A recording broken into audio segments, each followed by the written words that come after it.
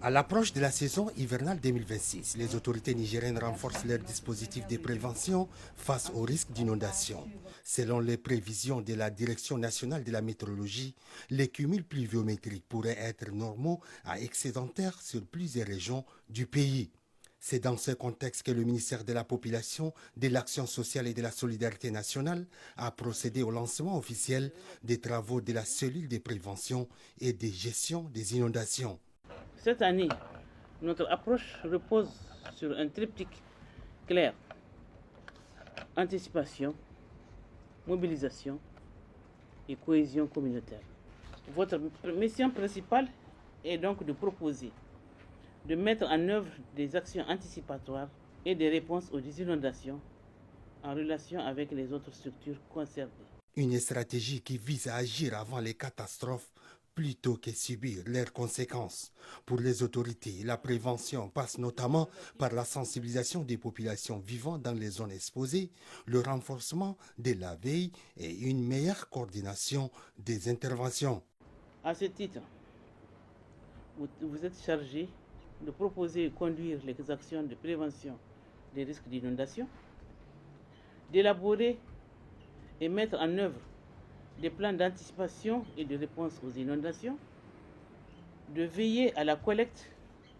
à l'analyse, à la diffusion et à la mise à jour des données relatives aux inondations, d'appuyer la gestion immédiate des crises en situation d'inondation en collaboration avec les services concernés, de veiller à la diffusion des messages de sensibilisation avant, pendant et après sur les inondations au niveau des médias et des populations, de contribuer à l'identification des sites de réinstallation des sinistrés, de proposer et mettre en œuvre des mesures de relèvement des personnes sinistrées,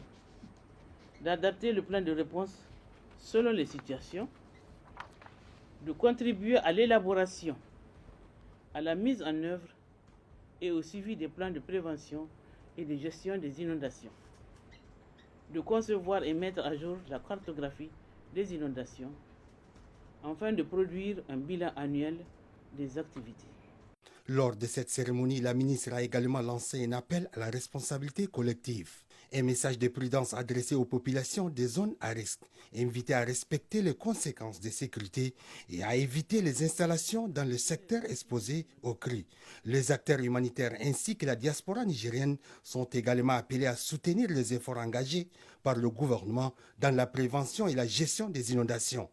La deuxième réunion de la cellule a permis d'examiner les recommandations précédentes, de faire le point sur la situation actuelle, d'analyser les préventions météorologiques et de définir une feuille de route pour le mois à venir.